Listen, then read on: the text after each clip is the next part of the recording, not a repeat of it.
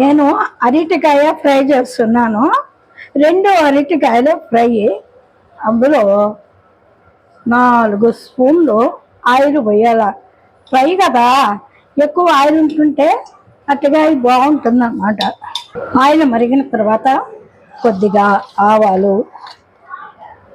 కొద్దిగా జీలకర్ర, కొద్దిగా మినపగుళ్ళు, కొద్దిగా శనగపద్దలు వేసుకోవాలి. 2 ఎండుమిర్చికాయలు,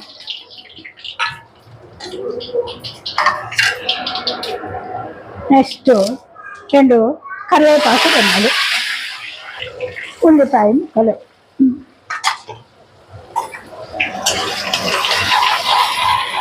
ఇలా 2 నిమిషాలు దోరగా వేయించాలి. ఒక అర స్పూను పసుపు వేసుకోవాలి. తరువాత మనము అరటికాయ ముక్కలు కోసి పెట్టుకున్నాం కదా, అవి వేయాలి.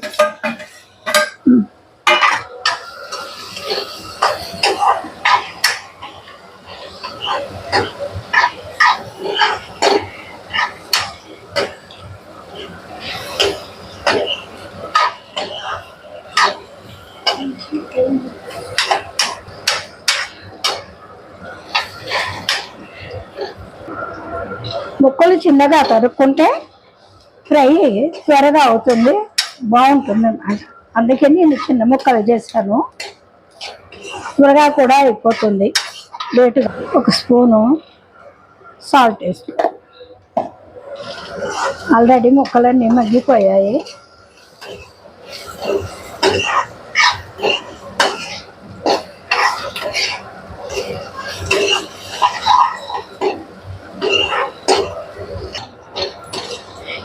ఇందులో నేను ఇంకా కారం వేయలేదు, ఎందుకంటే నాకు ఒక ముద్దుల మనవరా ఉన్నది, కారం వేస్తే ఊరుకోదు. ఆమెకి వేరుగా తీస్తున్నాను.